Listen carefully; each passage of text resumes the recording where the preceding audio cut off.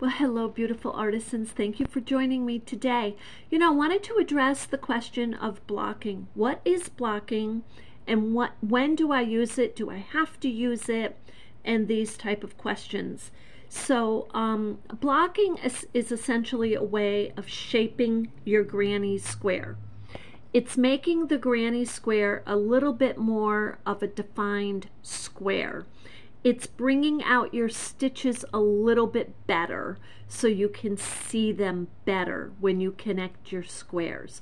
Nowadays, people might add a stiffener to their granny square, depending on what they're making, or a softener, or they may want to relax an organic wool, or they may be trying to do something else. So there's a lot of detail nowadays with blocking. It can be super simple though.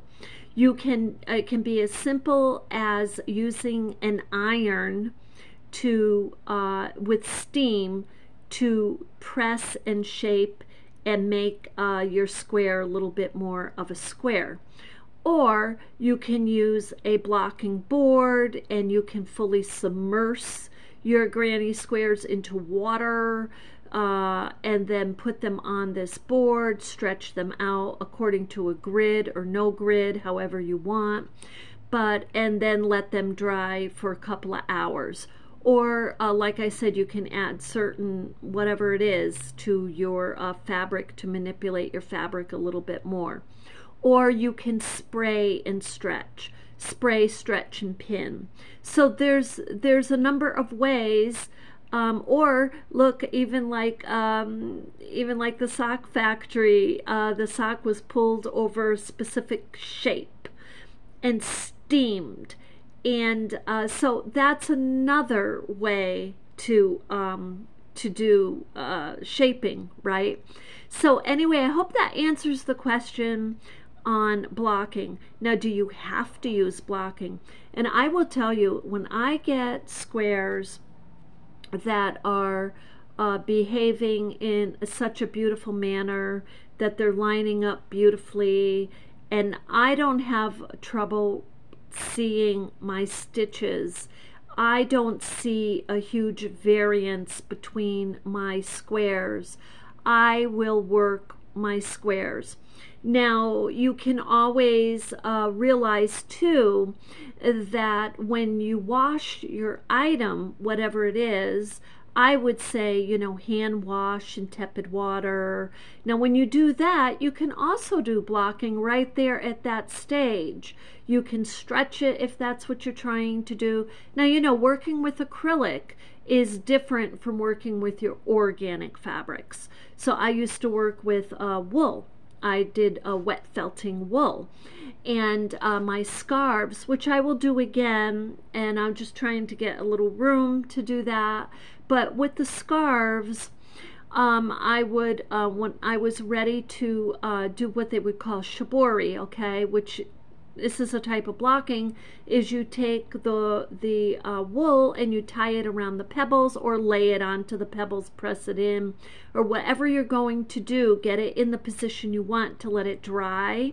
So then but when it's wet is when you're working with it. You're stretching it a little bit, you're shaping it this way, you're putting it that way, and once it dries, then it has imprinted the shape and the size or whatever it is in the drying stage. It's done. So but then again, when you wet it, and this is why you need to be careful, right, with your wools and whatnot, you can shrink it.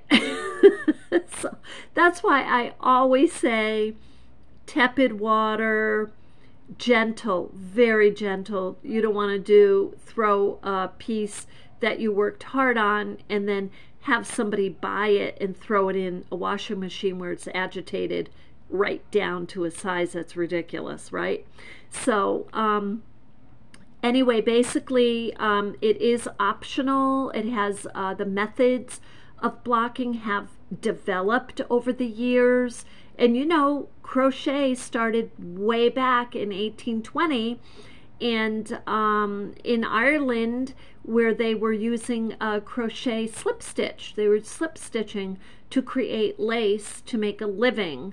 And then in 1885, Mrs. Phelps in America made the first granny square, or introduced it anyway at that time.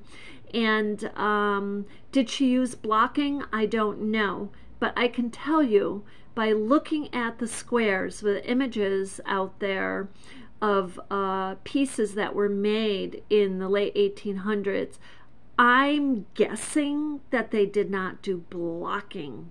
They may have, but I'm guessing that they didn't. So anyway, it is an option. It's a good method to go to if you're trying to get a nice, neat, crisp shape, and or you want to get more consistency in the shape of your squares. So I hope that helps, and there's lots of YouTubers out there who can give you detail and demos on this. So you have a beautiful day.